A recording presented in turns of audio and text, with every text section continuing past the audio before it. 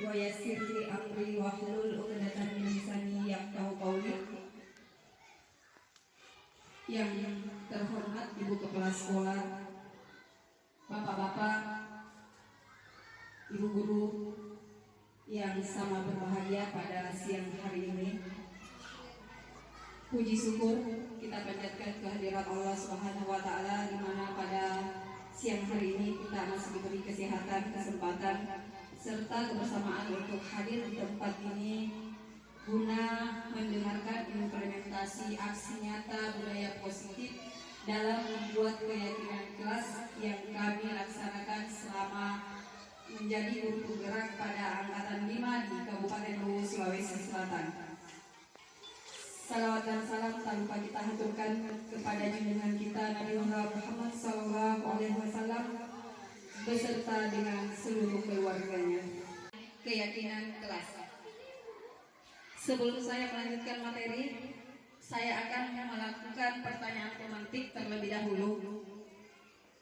Ya, menurut Bapak dan Ibu, apakah Anda setuju dengan pertanyaan ini? Pertanyaan pertama, hukuman dapat mendisiplinkan anak. Kalau menurut Pak Guru, apakah ini Bapak setuju atau tidak setuju Pak?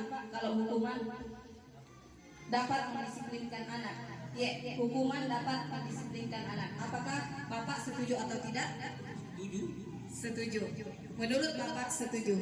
Kalau begitu, saya bertanya kepada Ibu Kepala Sekolah, menurut Ibu, apakah Ibu setuju bahwa hukuman dapat mendisiplinkan anak? Tapi Bu, tidak setuju. Menurut Ibu Kepala Sekolah tidak setuju. Saya tanya lagi sama rekan senior kita yang ada di sekolah ini, apakah Ibu Aji setuju bahwa hukuman dapat mendisiplinkan anak?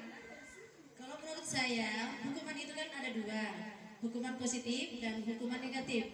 Jadi kesimpulannya saya ini, saya sangat setuju apabila diberikan hukuman, tapi yang bernilai positif, yang bernilai pendidikan. Oke, terima kasih sekali. Aplaus untuk kita sependapat semua bahwa makna disiplin itu adalah bagaimana kita mampu membuat orang menggali potensi menuju sebuah tujuan. Selanjutnya mari kita sama-sama melihat mengenai budaya positif. Apa sih budaya positif itu? Saya kira rekan-rekan juga sudah memahami apa itu budaya positif. Tetapi untuk menjelaskan kembali dengan materi yang kami dapatkan dari guru penggerak, apa sih budaya positif itu? Bahwa budaya positif adalah nilai-nilai keyakinan dan kebiasaan-kebiasaan positif di sekolah yang berpihak pada murid agar murid dapat berkembang menjadi pribadi yang kritis, penuh hormat dan bertanggung jawab.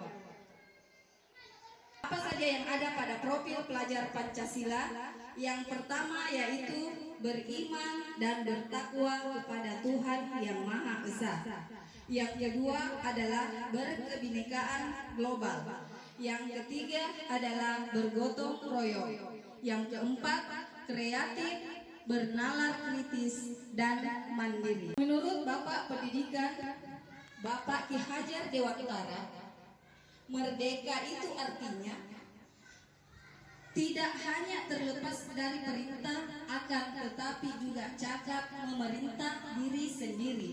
Jadi memulai dari diri kita sendiri, tidak harus menunggu perintah dari kepala sekolah, dari guru, kemudian kita akan berbuat. Tapi motivasi intrinsik yang ada dalam diri kita sehingga kita bisa melakukan hal yang positif yang ada di sekolah kita ini.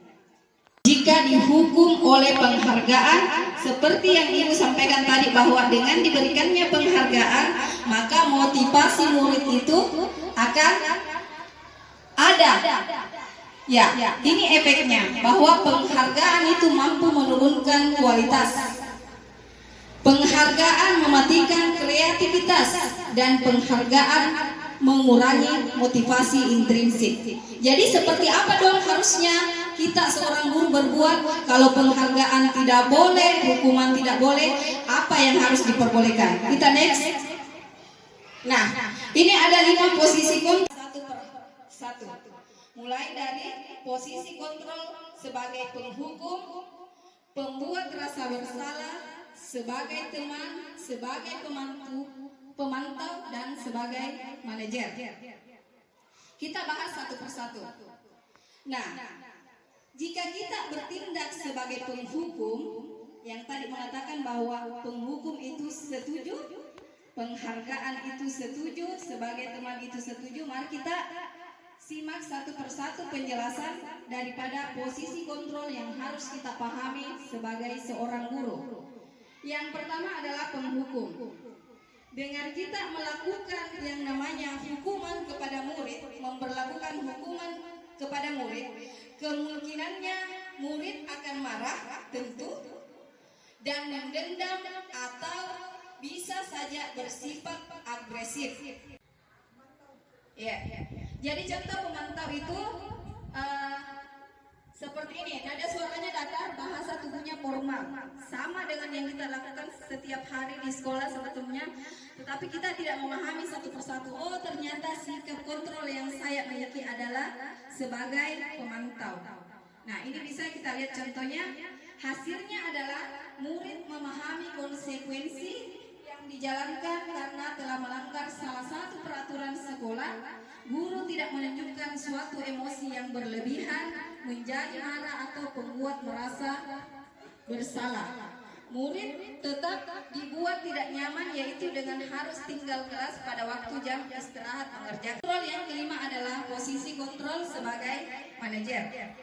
Manajer adalah posisi di mana guru berbuat sesuatu bersama dengan murid, mempersilahkan murid, mempertanggungjawabkan perilakunya, mendukung murid agar dapat menemukan solusi atas permasalahannya sendiri. Seorang manajer telah memiliki keterampilan di posisi teman maupun pemantau, dan dengan demikian bisa jadi di waktu-waktu tertentu kembali kepada kedua posisi tersebut bila diperlukan.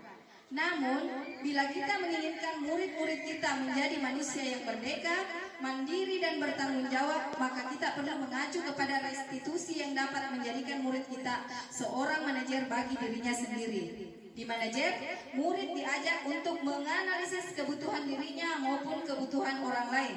Di sini, penekanan bukan pada kemampuan membuat konsekuensi, namun dapat berkolaborasi dengan murid bagaimana memperbaiki. Kurang dan lebihnya mohon dimaafkan. Usikum wa nafsi bitaqwallah. Wassalamualaikum warahmatullahi wabarakatuh.